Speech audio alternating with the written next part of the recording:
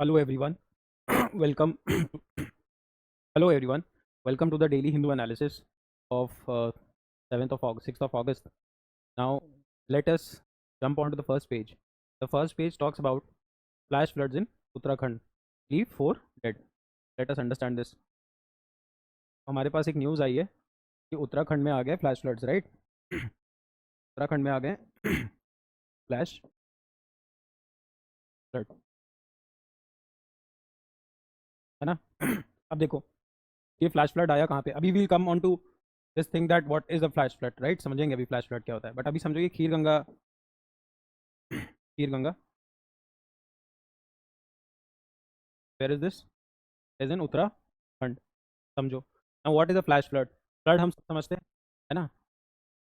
Rise कर जाए कि मैनेज करना मुश्किल हो जाए, है ना?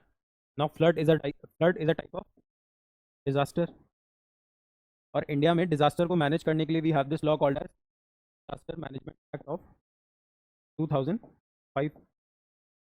इसके अंडर हमने नेशनल डिजास्टर रिस्पांस फंड भी बना रखा है और नेशनल डिजास्टर रिस्पांस फोर्स भी, राइट?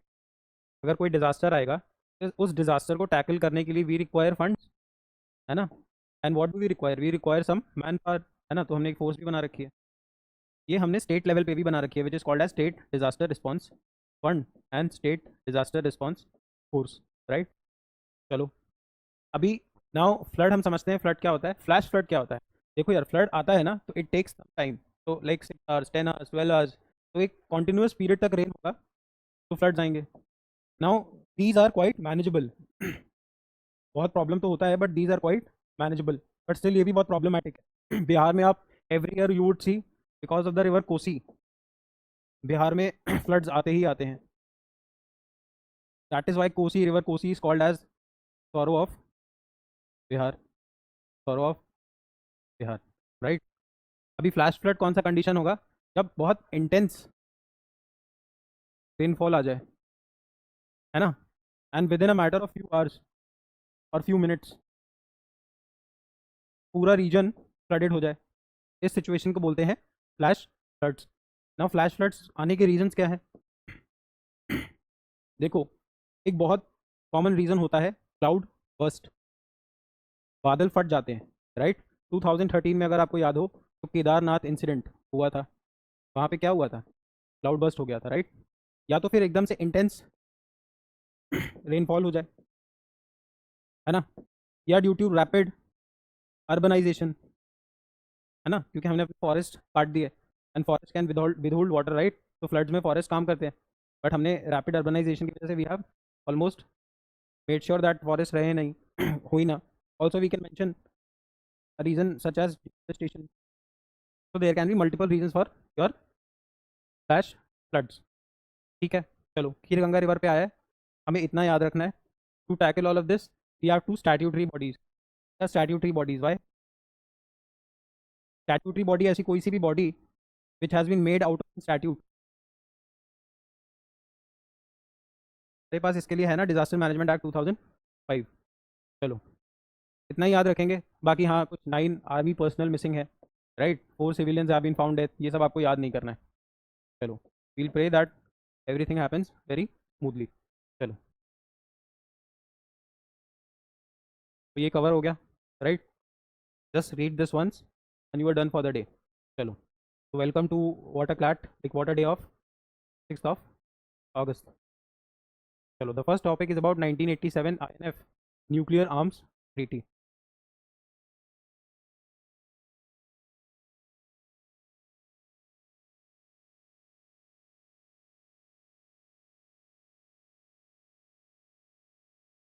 अभी देखो ये क्या है। तो this was a treaty concluded by USA and USSR।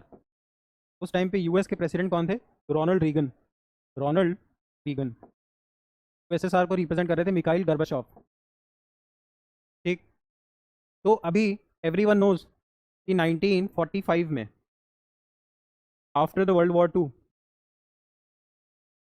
US and USSR emerged as the two superpowers of the world, right? They were following the ideology of capitalism, and USSR was following the idea of communism.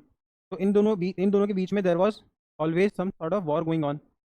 Now since both of these countries were nuclear powers, not there was no chances of hot war happening between them, although there were certain minor incidents such as the Cuban Missile Crisis. You read about it.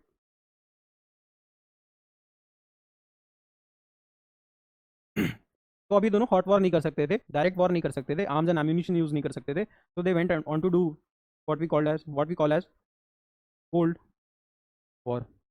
Now this war was based on ideology, right? तो अब इनके आपस में इन दोनों में ना race लगने शुरू हो गई, डिफरेंट सॉर्ट्स ऑफ रेस. जैसे एक रेस थी आर्म्स रेस, कि कौन ज़्यादा सोफिस्टिकेटेड वेपन्स बनाएगा, इसका डिफेंस टेक्नोलॉजी कितना सुपीरियर होगा, राइट? इनके बीच में लगेगी arms race, sorry space race. इसीलिए आप देखोगे USSR was the first country to send human to space, right? They were the first to enter into space, और उस मिशन का नाम था स्पुतनिक. इसी को टैकल करने के लिए यूएस ने मून पे मिशन भेजा, मून पे मैन को भेजा, and they called it Apollo. इसीलिए तुम देखोगे जब कोविड-19 आएगा, तो जब रशिया पहला कंट्री बनेगा वैक्सीन बनाने वाला, they kept the name of the vaccine Sputnik. There was a symbolic reason, they wanted to convey that we are still far more superior, right? तो अब इनके बीच में होगा कोल्ड वॉर, है ना? And by the time 1987 USSR बहुत weak हो चुका था, है ना? तो their finances were not good. फिर इन्होंने बहुत सारे वॉर्स खोल रखे थे अफगानिस्तान के रीजन्स में, which were not profitable, right? तो lot of some sort of political instability was there. Inflation बहुत हाई हो गया था, इकोनॉमी बहुत वीक हो गई थी, है ना? अनएम्प्लॉयमेंट बहुत हाई था. तो अल्टीमेटली जब ये सारे प्रॉब्लम्स आए, पीपल न्यू दैट भी तो कम्युनिज्म फेल हो जाएगा. एंड मिखाइल गोर्बाचोव, ये जो यहाँ पे बैठे थे, 1991 में USSR will disintegrate into 15 other countries. तो 15 कंट्रीज में यूएसएसआर टूट जाएगा 1991 में. अब वीक तो वो 1987 में ही होना शुरू हो गया था, राइट? अब इन दोनों के बीच में आर्म्स रेस लगती थी, पूरी दुनिया परेशान रहती थी, राइट? क्योंकि ये दोनों ही डेटरेंस क्रिएट करना चाहते थे. ये दोनों ही मिलिट्री ग्रुप्स को सपोर्ट कर रहे थे, like US was backing NATO and USSR was backing Warsaw Pact. तो ये ना मिसाइल्स को शायद अपने आर्म्स, जो आपके आर्म्स थे, दोनों ने अग्री किया कि हम दोनों ही अपने कुछ कुछ आर्म्स को डिसआर्म करेंगे, राइट? हम अपने आर्म्स को लाइक वील थ्रो और dispose them away, right? So that arms कुछ कम हो जाए दोनों side, and both can inspect, right? अब दोनों इंस्पेक्ट कर सकते थे एक दूसरे की फैसिलिटीज़ में कि आर्म्स नहीं बन रहे हैं, राइट? और इसमें हुआ क्या था, ये जो आपकी बैलिस्टिक मिसाइल्स होती हैं और क्रूज मिसाइल्स होती हैं, तो there are two types of missiles, ballistic missiles and cruise missiles. Ballistic missiles अपना ट्रैजेक्टरी चेंज कर लेते हैं as and how they need, but cruise can not. तो ये मिसाइल में हम पढ़ते हैं, बट लेट इट भी, अभी यहाँ पर पढ़ना नहीं है. तो इन्होंने बोला बैलिस्टिक और जितनी भी क्रूज मिसाइल्स हैं, है ना, जो सर्फेस टू एयर है, राइट, या फिर जो सर्फेस टू सर्फेस है. क्योंकि देखो मिसाइल्स के तीन ट्रैजेक्टरीज हो सकते हैं, इधर it can go surface to surface, missile ऐसे जा सकती है, या फिर सरफेस से एयर पे जा सकती है, मिसाइल ऐसे जा सकती है, या फिर एयर टू एयर जा सकती है, एयर टू एयर जा सकती है. तो इन्होंने बोला जितनी भी सरफेस टू एयर और सरफेस टू सरफेस मिसाइल्स हैं, राइट, हम दोनों ही कंसिडरेबली इनको कम कर देंगे. अब न्यूज़ में क्यों पढ़ा रहे हैं हम आज, इसको क्यों पढ़ रहे हैं इस ट्रीटी को? देखो, जब 2019 में डोनाल्ड ट्रंप आए थे, back in 2019 Donald Trump was the president of the United States POTUS, है ना? तब उन्होंने अमेरिका को बोल के, like he on behalf of America, because he was the president, है ना, the executive of the United States, he withdrew from this treaty. तो यूएस विड्रॉ कर गया था. They allege that Putin and company are still working on it and they are trying to reach this. अभी कल, मतलब आज के newspaper में बेसिकली इसी चीज़ से रशिया ने भी विड्रॉ कर लिया है. बस इतनी सी न्यूज़ है. तो this is not important per se, but this gets very important, this gets very important. चलो, तो कुछ ट्रीटीज याद रखो, like your non proliferation treaty. UNSC के 5 countries which are popularly called as the P5, which have US, Britain, France, Russia and China. These P5 countries are nuclear weapon rich countries, right? फिर ये लोग मिलके 1964 में एक agency बनाएंगे जिसका नाम रखेंगे इंटरनेशनल एटॉमिक एनर्जी एजेंसी. ये दुनिया भर में देखती है कि कहाँ पे न्यूक्लियर वेपन्स बन रहे हैं, कहाँ पे न्यूक्लियर वेपन का पीसफुल यूज हो रहा है, like for electricity generation. And this was established in 1964 and is headquartered at Vienna. Where is Vienna? It's in Austria, Austria, Europe. फिर इन्होंने क्या किया 1967 में एक नॉन प्रोलिफरेशन ट्रीटी बना दी, नॉन प्रोलिफरेशन ट्रीटी। और इस नॉन प्रोलिफरेशन ट्रीटी में बोला कि sign on this treaty and we'll transfer you the technology for peaceful use of nuclear.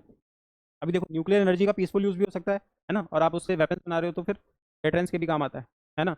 तो अभी इन्होंने क्या बोला इन P5 कंट्रीज ने, if you are signing on this non proliferation treaty, non proliferation, proliferation means फैलना, नॉन प्रोलिफरेशन मतलब नहीं करना। So basically they were trying to say कि हमें न्यूक्लियर वेपन रिच रहने दो, और तुम अगर इस पर साइन कर दोगे saying that you will never make a nuclear weapon, हम आपको टेक्नोलॉजी दे देंगे so that it helps you at least generate nuclear energy, peaceful and peaceful use, right. चलो, तो बहुत सारे कंट्रीज ने साइन कर दिया, है ना। फिर उन्होंने न्यूक्लियर वेपन्स नहीं बना पाए, but 4 countries, India, Israel, right, North Korea and Pakistan did not sign this and they are nuclear rich right now. समझ में आ रहा है? तो अगर एग्जाम में पूछे एनपीटी सिग्नेटरी है इंडिया, तो your answer should be no, we haven't signed this, that is why we have nuclear weapons. India पे सैंक्शंस वगैरह भी लगे थे, बट स्टिल अंत भला तो सब भला, nuclear weapons help in your deterrence, तो one should have it. Ukraine के पास नहीं है, इसीलिए यूक्रेन को रशिया अभी भी मार रहा है। चलो, राइट। फिर इसके बाद एक आती है कॉम्प्रिहेंसिव टेस्ट बैन ट्रीटी। ये बोलती है किसी भी टाइप का न्यूक्लियर वेपन टेस्ट मत करो। इंडिया इज, खैर ये तो फोर्सिबल ही नहीं है, not enforceable right now, countries are not agreeing, है ना। फिर इसके बाद one more important treaty, partial test ban treaty. Partial test ban treaty ये बोलती है कि न्यूक्लियर वेपन्स का जो टेस्ट है on air, like your atmosphere, on land and water should not be allowed. But इसमें एक लूप होल है, इसमें लूप होल ये है कि अंडरग्राउंड तो अलाउड है ना, तो underground countries do make use of this, right. तो India is a signatory to it, India इसका सिग्नेटरी है, that we have agreed that we won't do any nuclear test on air, land और water, it underground. चलो, PTBT याद रखो, CTBT याद रखो, then remember your NPT. चलो, तो you can read this if you want to, but क्या, हाँ ये देखो ना, you have Ronald Reagan and Mikhail Gorbachev, so he was representing USSR and he was representing West। चलो, you can read about this, PTBT मैंने आपको बता दिया, NPT मैंने आपको बता दिया, TTBT I have told you, right। चलो, Asian giant tortoise,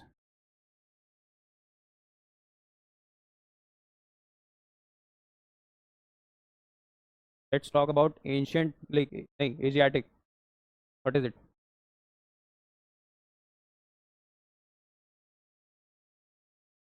Asian giant tortoise. देखो न्यूज़ इतनी सी है कि कुछ x number of ancient giant tortoise have been introduce into north eastern part of the country. Introduce किए गए हैं मतलब बाहर से लाए गए हैं, है ना। दूसरा, इनका जो climate where they like to live is tropical climate plus subtropical, मतलब मोस्टली इन प्लेसेस जहाँ पे रेनफॉल अच्छी खासी होती हो, है ना। Also they are sort of keystone स्पीसी।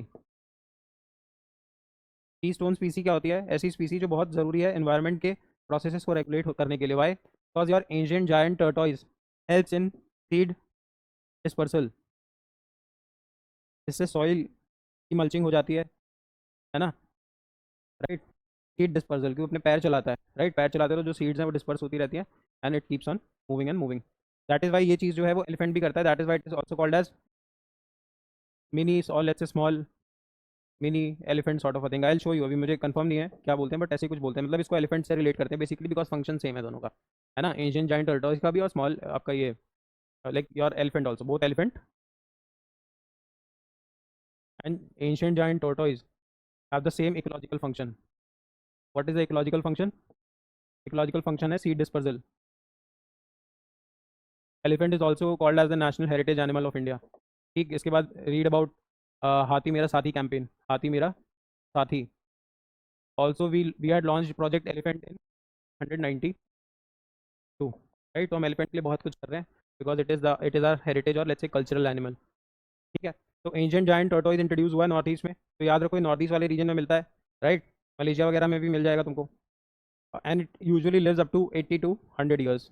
ये कुछ याद रखने की ज़रूरत नहीं है। हाँ, बाकी इसका IUCN स्टेटस याद रखोगे, मैंने बता रखा है what is IUCN, international union for conservation of nature. तो ये एनिमल्स को अलग अलग कैटेगरीज में बांटता है कि कौन सा एनिमल कितना वल्नरेबल है, एनिमल या फिर प्लांट।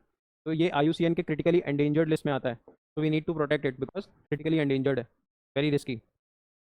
चलो, और साइट्स, साइट्स के अपेंडिक्स 2 में आता है। What is sites? साइट्स का मतलब है convention on international trade in endangered species. तो ऐसे स्पीसीज जो एंडेंजर्ड हैं, है ना, उनके इंटरनेशनल ट्रेड को, क्रॉस बॉर्डर ट्रेड को रेगुलेट करता है कौन? Sites. Now this species species also endangered ना, ये तो क्रिटिकली एंडेंजर्ड है। तो साइट्स के अपेंडिक्स या फिर साइट के लिस्ट में भी Asian giant tortoise is mentioned. तो यही फिलहाल न्यूज़ है। Recently 10 Asian giant tortoise were introduce in the Shillong community reserve Nagaland. ठीक, चलो, कैन रीड दिस, मैंने आपको इसके बारे में बहुत अच्छे से एक्सप्लेन कर दिया, ऑलमोस्ट जितना आपको याद रखना चाहिए। ये कीस्टोन स्पीसी है, we have covered this. IUCN का स्टेटस बता दिया, क्रिटिकली एंडेंजर्ड से साइट्स का स्टेटस बता दिया, appendix 2। Now everything is done. Now let us talk about Africa's climate adaptation. Namibia, one of the sub Saharan African driest nation, is combating drought and desertification through local innovation, renewable energy and climate resilient practices. देखो यहाँ पे बात किसकी हुई है,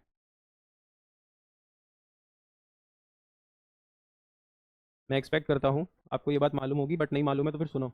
ये मान के चलते हैं हमारा मोटा मोटा अफ्रीका है, right, this is our Africa. तो अफ्रीका का जो ये वाला रीजन है ना, यहाँ पे एक डेजर्ट है, the name of the desert is साहिल।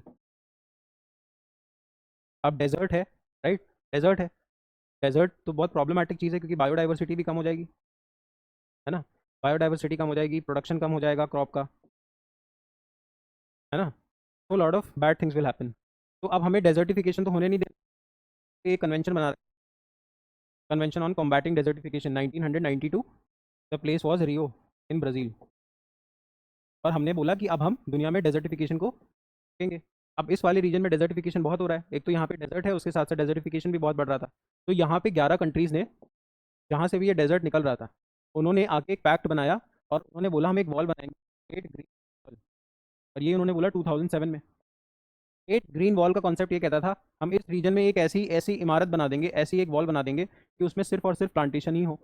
मतलब अगर आप उसको ऊपर से देखोगे, सैटेलाइट से देखोगे, तो आपको यहाँ पे सिर्फ एक पूरे स्ट्रेच में क्या मिले, ग्रीन कलर का एरिया। उसको उन्होंने बोला great green wall, because it would appear like a wall ऊपर से देखने पे। तो एक तो ये बोल रहे हैं कि अफ्रीका, ये जो अफ्रीका कॉन्टिनेंट ने, अच्छा एक चीज़ और याद रखो, अफ्रीका एज अ यूनिट इन्होंने अपना एक ग्रुप बना रखा है जिसको ये बोलते हैं African union. African union, African union becomes important because अभी ये G20 समिट हुआ था इंडिया में, तब हमने अफ्रीकन यूनियन को भी G20 का मेंबर बनाया था, है ना। तो African Union is something you should remember. चलो, and it has around 55 members, second highest after UN। तो UN के बाद दुनिया का सबसे बड़ा ऑर्गेनाइजेशन है, फ्यूल सी multilateral organisation, right, second after UN। तो अफ्रीकन यूनियन थोड़ा पढ़ के जाना। अभी अफ्रीका ने एक तो ये इनिशिएटिव लिया है ना, तो अब इस रीजन में तो डिफॉरेस्टेशन और डेजर्टिफिकेशन ही था। अफ्रीका में यहाँ पे एक कंट्री है, उसका नाम है नामीबिया, नामीबिया। अब ये आर्टिकल ये बोल रहा है कि नामीबिया में इतने ड्रॉट्स ड्रॉट्स आ रहे हैं, इतना डेजर्टिफिकेशन है, क्योंकि नामीबिया के पास से यहाँ से कोल्ड वाटर करंट भी जाता है। ज्योग्राफी की डिटेल्स में नहीं जा रहा हूँ, कोल्ड वाटर करंट पे जाने की वजह से यहाँ की जो हवा है वो उठ नहीं पाती है ना, तो क्लाउड फॉर्मेशन नहीं हो पाता, क्लाउड फॉर्मेशन नहीं हो पाता तो रेनफॉल नहीं हो पाती। तो नामीबिया में रीज़न अलग है, इधर तो डेजर्ट है। नामीबिया में रीज़न ये है कि यहाँ से कोल्ड वाटर पास होता है, कोल्ड वाटर करंट पास होता है। कोल्ड वाटर करंट पास होता है तो इस रीजन की हवा जो है वो ऊपर नहीं उठ पाती, राइज नहीं कर पाती, इवेपोरेट नहीं कर पाती, तो क्लाउड नहीं बनते, क्लाउड नहीं बनते तो रेनफॉल नहीं होती। तो नामीबिया में इस समय ड्रॉट आ रखे हैं, सूखा पड़ रखा है ना। तो अभी इस आर्टिकल में ये बताने की कोशिश कर रहे हैं कि नामीबिया इसको कैसे टैकल कर रहा है ना। तो वो बता रहे हैं जैसे ये रिन्यूएबल एनर्जी पे फोकस बढ़ा रहे हैं, इलेक्ट्रिक व्हीकल को अडॉप्ट करने की कोशिश कर रहे हैं, more and more public transport, solar energy, है ना। तो they have given multiple reasons. तो आप नामीबिया की कैपिटल पढ़ के जाइएगा, मुझे नहीं पता है, मुझे याद करने की ज़रूरत नहीं है, अभी आप इसको याद कर लो, नामीबिया की कैपिटल प्लीज़ रीड। इसके अलावा इसमें अफ्रीकन यूनियन है something which is important. Great green wall में 11 कंट्रीज़ हैं, ग्रेट ग्रीन वॉल का मैंने आपको कॉन्सेप्ट बता दिया, डेजर्ट बता दिया, साहिल रीजन है, साहिल डेजर्ट है, राइट, दैट इज़ इनफ। और अच्छा अच्छा ध्यान से देखोगे तो अफ्रीका का मैप ऐसा है, तो यहाँ पे एक हॉर्न बनता है, तो this is called as horn of Africa, horn of Africa. यहाँ पे कौन सा कंट्री है, if you are watching it please let me know, है ना, विच कंट्री। वैसे चलो आंसर बता देता हूँ, सोमालिया इज़ योर आंसर। तो यहाँ पे सोमालिया है, और सोमालिया ये आपका जो है वो हॉर्न शेप में है, इसलिए it is called as horn of Africa. अच्छा एक चीज़ और याद रखो, you see the map is something like this, है ना, यहाँ पे अफ्रीका है। अब ये हॉर्न ऑफ अफ्रीका है, कौन है ये, सोमालिया। इसीलिए आपने सुना होगा सोमालियन पायरेट्स, ये यहाँ पे ही होते हैं। तो ये इस वाले रीजन पे बहुत सारी पायरेसी करते हैं ना, इसलिए बोलते हैं Somalian pirates, right. That is why they are infamous, बुरी वजहों से फेमस है, इसलिए बोलते हैं इनफेमस। चलो, तो you can read this if you want to. ये देखिए ग्रेट ग्रीन वॉल, ये ऐसे करके एक वॉल बन जाएगी। This is North Africa, Sahel वाला रीजन है, right.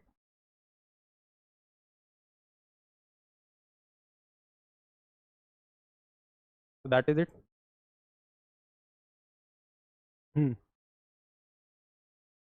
Sorry, that is not Sahel, that is सहारा।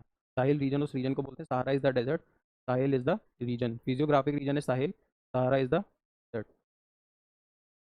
अब इसके बाद नेक्स्ट न्यूज़ पे आओ, global A I city index. देखो, A I every one would understand ना, आर्टिफिशियल इंटेलिजेंस, मशीन लर्निंग, है ना, इंटरनेट ऑफ थिंग्स।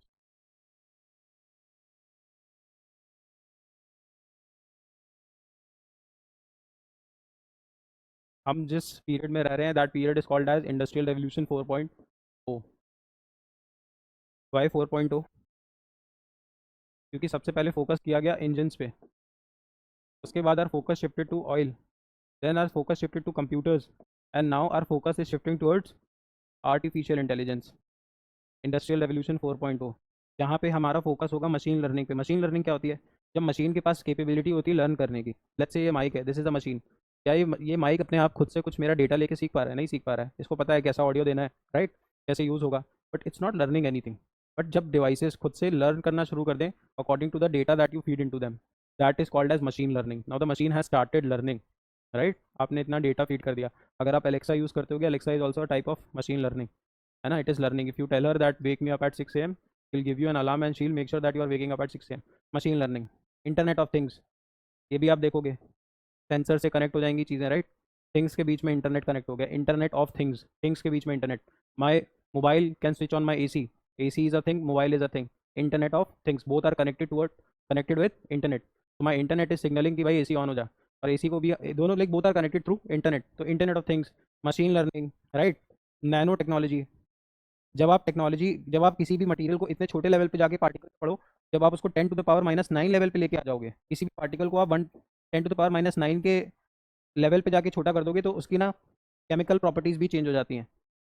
जब आप कोई मेडिसिन तोड़ते हो, तो आपने उसकी फिजिकल प्रॉपर्टी चेंज कर दी, एक से वो दो हो गई, फिजिकली तोड़ दिया। लेकिन जब आप उसको 10⁻⁹ लेवल पे ले जाके उसको इतना ग्राइंड करके तोड़ोगे, तो उसकी केमिकल प्रॉपर्टीज़ भी चेंज हो जाएंगी। इसी वजह से there is a whole new concept of nano technology. जब हम डिवाइसेस को नैनो मतलब 10⁻⁹ लेवल पे जाके मटीरियल को पढ़ना शुरू करते हैं। ऐसे बहुत सारे हैं, plethora of things are there. अब हमने इन्हीं सब बेसिस पे, इसमें बहुत सारी चीज़ें आ जाएंगी, कभी हम will take a different class, right. चलो, इसी के बेसिस पे हमने एक ए आई सिटी इंडेक्स बना दिया है। आप पढ़ के जाइएगा सबसे highly enabled A I city कौन सी है। फिलहाल मेरे हिसाब से आप ये याद रखिए, इंडिया से सबसे बेटर किया है बैंगलोर ने। बैंगलोर का रैंक आया है 26। बाकी you can see the list if you want to. तो according to the 2025 A I city index, इसमें आप पढ़ लोगे आर एन डी में कौन कितना इन्वेस्ट कर रहा है, ए आई पे कौन कितना कंपैटिबल है। सिंगापुर का रैंक सबसे ज़्यादा आया है, सिंगापुर का रैंक सबसे ज़्यादा आया है। चलो, इस चीज़ को भी समझ लो भाई, सिंगापुर।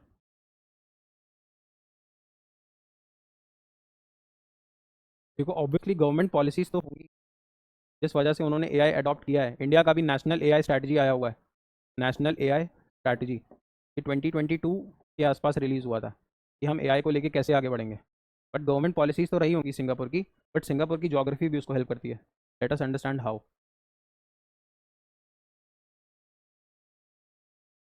चलो, यहाँ पे कहीं सिंगापुर वगैरह मिलेगा तुमको, है ना। अगर तुम इसको बहुत अच्छे से बनाओगे, है ना, ये बहुत हमने साफ तरीके से बनाया हो, तो यहाँ पे we would have notice that there is something called as strait of Malacca. Strait of Malacca, strait of Malacca. Now what is a strait? Strait is any water body that divides two land masses. So let's say land mass 1 is India, land mass 2 is Sri Lanka. The water body that divides land mass 1 and land mass 2 is called as straight. बस हमने इस straight का नाम रख दिया पाक straight. तो दुनिया में ऐसे बहुत सारे क्या है स्ट्रेट, ऐसे ही एक स्ट्रेट है स्ट्रेट ऑफ मलक्का। जब पूरे पूरे ग्लोब का almost almost 80% trade strait of Malacca से गल्फ ऑफ हॉर्मुज से होके जाता है। So this is the route, right. China वैसे भी दुनिया का क्या है, ग्लोबल मैन्युफैक्चरर है, मैन्युफैक्चरिंग हब है ना, दुनिया का वेयर हाउस है। तो your 80% trade almost is happening through the strait of Malacca and your gulf of मुल्क, है ना। यही रूट यूज़ करता है। चाइना को डर है कि India through Andaman and Nicobar कभी स्ट्रेट को ब्लॉक ना कर दे, कि इंडियन नेवी ये काम कर सकती है। इसलिए China is developing a different route तो वो बोलता है one belt one road initiative, ताकि ये जो मलक्का का प्रॉब्लम है दिस, ये चाइना के लिए एक डिलेमा है ना, मलक्कन डिलेमा। डिलेमा मतलब कन्फ्यूजन। चाइना को कन्फ्यूजन है कि किसी दिन अगर मलक्का ब्लॉक हुआ तो हमें प्रॉब्लम हो सकती है। That is why China never tries to get into a direct war with India, इसलिए पाकिस्तान से लड़वाता है ना। कि देखो चाइना का जो ये टेरेन इंडिया के साथ बाउंड्री लगाता है ना, ये वाला जो चाइना है, इसका टेरेन बहुत ख़राब है। यहाँ पे हिमालयाज़ है, हमारे सोल्जर्स को आदत है हिमालयाज़ पे लड़ने की, रहने की। इधर का सोल्जर, इधर मोस्टली चाइना का डेवलपमेंट इधर हान चाइना में हो रखा है। उनका मेजर 80% इकोनॉमी यहीं से रेगुलेट होता है, राइट। और चाइना ने भी पिछले 75 ईयर्स में कोई वॉर लड़ा नहीं है। इंडिया तो फिर भी 3-4 वॉर्स लड़ चुका है। और चाइना का navy has never been tested, तो चाइना की नेवी का भी इतना कुछ अभी आइडिया नहीं है लोगों को। तो आर्मी वगैरह पे they are investing a lot defence पे भी, बट इन्होंने कोई डायरेक्ट वॉर आज तक लड़ा नहीं है। तो यहाँ पे चाइना को डर लगता है। That is why this is called as Malaccan dilemma. अब दुनिया का 80% ऑलमोस्ट ट्रेड यहाँ से हो रहा है, अगर तो यहाँ पे जो भी सिटी होगी वो डेवलप होगी कि नहीं। अरे यार, अगर यहाँ से एक जगह से, लेट्स से लखनऊ से तुम दिल्ली को जाते हो बस से, तो अगर तुम्हारी बस यहाँ पे कहीं पे भी, जहाँ पे भी हॉल्ट लेती है, वहाँ पे इकोनॉमी डेवलप होती है कि नहीं। ऑब्वियसली होती है ना। बस ड्राइवर्स रेस्ट लेते हैं, रेस्ट रूम्स होते हैं, है ना, स्नैकिंग होती है, सारी चीज़ें होती हैं। तो जब दुनिया की यहाँ से सारी ट्रेड हो रही है ऑलमोस्ट, तो यहाँ पे भी तो ऐसे शहर बनाए जाएंगे। बस वो दुनिया का इतना बड़ा काम हो रहा है, कितने ज़्यादा पोर्ट्स जा रहे हैं, है ना। तो पोर्ट लेड डेवलपमेंट होगा, पोर्ट लेड डेवलपमेंट। मतलब सिंगापुर अपने पोर्ट इतने अच्छे बना लेगा कि वहाँ से उनकी पूरी कंट्री का डेवलपमेंट हो गया। लोग रुकने लगे, हॉट लेने लगे, तो शहर घूमने लगे, सिंगापुर डेवलप हो गया। समझ में आ रहा है। मान लीजिए कोई कैप्टन निकला यहाँ से, शिप निकली, तो यहाँ वो हॉल्ट एरिया है, क्योंकि उन्होंने अपनी फैसिलिटीज़ यहाँ पोर्ट इतने अच्छे बना दिए। Port led development, port develop हुआ तो पूरा डेवलपमेंट हो गया। पोर्ट ने लीड किया डेवलपमेंट को, तो पोर्ट डेवलप किया अपने बहुत अच्छे तरीके से। टर्न अराउंड टाइम कम कर दिया। टर्न अराउंड टाइम क्या होता है कि आपका कोई, लेट्स से कंटेनर आया और उसने सामान निकाला और वो वापस घूम गया सामान भर के, इसको बोलते हैं टर्न अराउंड टाइम। सिंगापुर का टर्न अराउंड टाइम है समवेयर अराउंड 3 आवर्स। चाइना का टर्न अराउंड टाइम है समवेयर अराउंड 4 आवर्स। और इंडिया का टर्न अराउंड टाइम है 22 आवर्स। अब आप समझ रहे हो उन्होंने अपने पोर्ट कितने अच्छे बनाए। 3 घंटे में वो कंटेनर खाली करके सामान भर के वापस भेज देंगे। इंडिया में वही चीज़ करने में 22 आवर्स लग जाएंगे। तो सिंगापुर डेवलप हो गया। अब जब सिंगापुर में दुनिया भर के ऑफिसेज बनने लगे, इन्होंने टैक्स रिबेट्स भी बहुत अच्छे किए। बहुत सारी कंट्रीज़ के साथ इन्होंने double tax avoidance agreement sign किए। कभी और समझेंगे। तो सिंगापुर का इकोनॉमी बूम कर गया। दुनिया भर के कॉर्पोरेट्स ने अपने ऑफिस डाले। अब जब दुनिया भर के ऑफिस वहाँ पे अपने कॉर्पोरेट्स अपने ऑफिस डालेंगे, तो रिसर्च एंड डेवलपमेंट 100% होगा। इसीलिए सिंगापुर जो है वो एआई के मामले में इज़ रैंक 1 राइट नाउ। ये सेम चीज़ अगर आप देखोगे, ये सेम चीज़ इंडिया लेवल पे देखोगे, तो सबसे ज़्यादा बैंगलोर में हो रही है। इसीलिए इंडिया में रैंक किसका 1 है, बैंगलोर का, जो ग्लोबली रैंक सिर्फ 26 पे डिप कर जाता है। चलो, that is it. I hope you enjoyed this video, and if you are watching it, please share, subscribe to our channel, sure that you are letting your friends know about it. If you are watching it for CLAT, this will be extremely important for your language passages, CR passages, GK questions, and a lot of legal questions too. If you are watching it for CUET, this will be extremely helpful for you in your language sections when you are figuring out the difficult words that you are not able to understand from the newspaper articles. कि मैं आपको उनको समझा तो देता ही हूँ, फिर आप देखो डिफिकल्ट वर्ड्स क्या नहीं समझ में आ रहे, राइट। पैसेज 3 में ये कैसे आपका पेपर 3 में हेल्प करेगा, आपको जीके और करंट अफेयर्स में directly questions will be coming from here. And if you are preparing for IB MAT, IIM Indore, 35% weightage is given to your current affairs. So let's say if 35% is weightage is given to your personal interview, so your interview will revolve around you and the things happening around you, right? So your current affair portions and the command over newspaper should be extremely good, right? Rather, I should say command over new topics.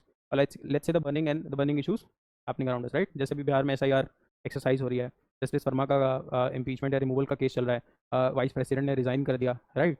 Issues like these, why is Modi ji promoting Cholas right now, है ना। तो बहुत सारे broader issues होते हैं। जैसे अब AI पे मान लीजिए, मैंने अभी आपको समझाया, अगर आप इंटरव्यू में भी ये सारी चीज़ें कोट करोगे, बोलोगे, it will definitely help you. You can give this as an example कि पोर्ट लेड डेवलपमेंट कैसे होता है ना। तो ये सारी चीज़ें हैं। You can talk about Malaccan dilemma, ये सारे इशूज़ आपसे पूछ सकता है ना। तो watch it with a free mind, and if you are looking to study with us, go for a foundation course, please give us a call on the number given in the description. Also, I am writing this down for you. So the number says 88088888 You can give us a call from 10 to 7, right, to inquire about any courses or any such problem that you face about your examination journey. For now, thank you.